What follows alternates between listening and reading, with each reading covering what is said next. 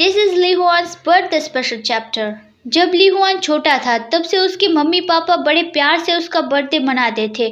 उसकी मम्मी उसे कहती थी कि तुम आए क्योंकि मैं और तुम्हारे पापा एक दूसरे से बहुत प्यार करते हैं।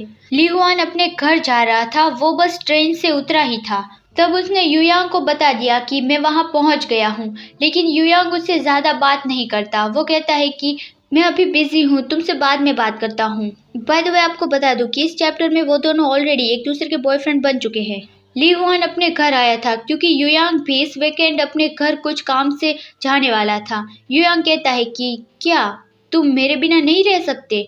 तो ली हुआन कहता है कि नहीं, मैं नहीं रह सकता। युयांग कहता है कि तो फिर क्या तुम मुझे कुछ कहना चाहते हो? लेकिन फिर युयांग चला जाता है कि मेरा इंतज़ार करना, मेरे साथ आने की ज़रूरत नहीं है, मैं जब पहुंच जाऊंगा तो तुम्हें कॉल कर दूंगा। तो इस तरह से ली हुआन अकेला था, इसलिए वो अपने घर गया था।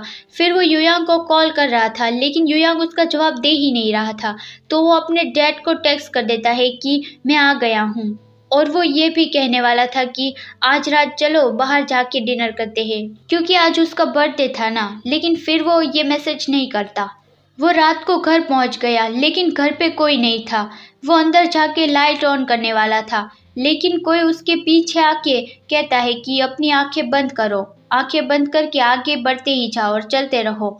और वो उसे बिठा देता है और फिर नॉर्मल वॉइस में कहता है कि अब अपनी आंखें खोलो। तो तब ली हुआन सरप्राइज हो गया कि ये आवाज़ तो उसकी है, और वहाँ सच में उसके पापा के साथ युयांग भी था। उन दोनों ने ली हुआन के लिए सरप्राइज प्लान किया था। युयांग कहता है कि तुम्हें तो कोई आइडिया नहीं होगा, है ना? मैंने और अंकल ने मिलके ये सारा खाना बनाया है। ये सारी वही डिशेस है जो तुम्हें बहुत ज़्यादा पसंद है। और उसके पापा बताते हैं कि ये केक भी युयांग ने बनाया है। युयांग कहता है कि मैंने ये पहली बार केक बनाया है और तुम पहले इंसान हो जो मेरे हाथ का बना केक खाने वाले हो। ली हुआन पूछता है कि तुम्हें कैसे पता कि आज मेरा बर्थडे है? तो युयांग कहता है कि मुझे कैसे पता नहीं होता। और वो कहता है कि चलिए ली हुआन के लिए बर्थडे सॉन्ग आते हैं। आज वो 19 साल का हो गया है। फिर युयांग को ली हुआन के पापा उसके लिए बर्थडे सॉन्ग आते हैं। वो ली हुआन को बहुत अच्छा लगता है। वो युयांग को गले लगा लेता है और अपने पापा की ओर देखता है कि देखिए मैं बहुत खुश हूँ, बिल्कुल आपकी और मॉम की तरह ही। तो हुआ ये था कि युयांग अपने घर नहीं गया था, वो ली हुआन के पापा के घर गया था कि कल ली हुआन का बर्थडे है तो मैं उसके लिए पार्टी रखना चाहता हूँ। मुझे आज ही पता चला तो मैं जल्दी जल्दी चला आया। ली हुआन तो कल रात तक आएगा तो हम उसके लिए सरप्राइज प्रिपेयर कर सकते हैं। तो ली हुआन के पापा समझ गए कि तो ठीक है, चलो साथ मिलकर उसके लिए सरप्राइज प्लान करते हैं। फिर वो दोनों बाहर शॉपिंग के लिए गए थे। युयांग ने कहा कि मैं उसके लिए केक भी अपने हाथों से बनाऊंगा, और वो बहुत ज़्यादा एक्साइटेड था। ली हुआन के पापा उसे पूछते हैं कि तुम उसके लिए सरप्राइज प्लान करने यहाँ क्यों आ गए?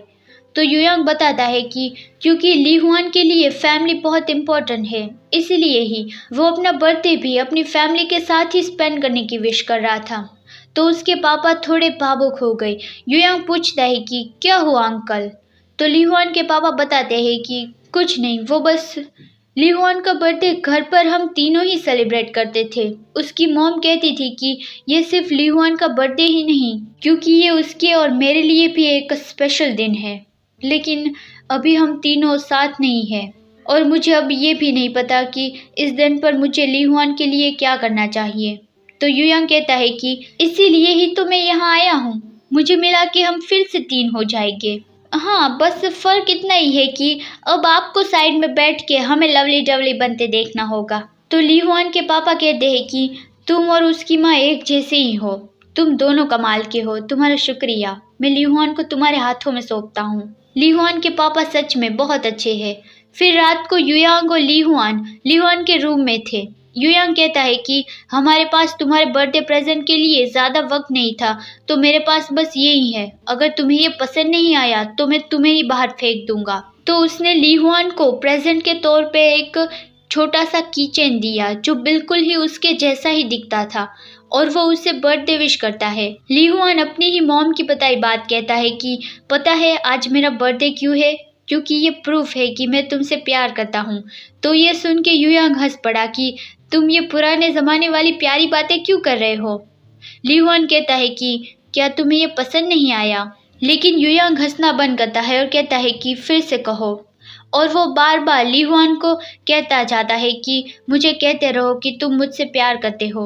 और वहाँ बाहर ली हुआन के पापा ली हुआन की मॉम की तस्वीर देख रहे थे और कहते हैं कि क्या तुम्हें मेरी इतनी चिंता हो रही थी कि मैं अकेला बन जाऊंगा, इसीलिए ही तुमने मेरे पास एक और बेटा भेज दिया।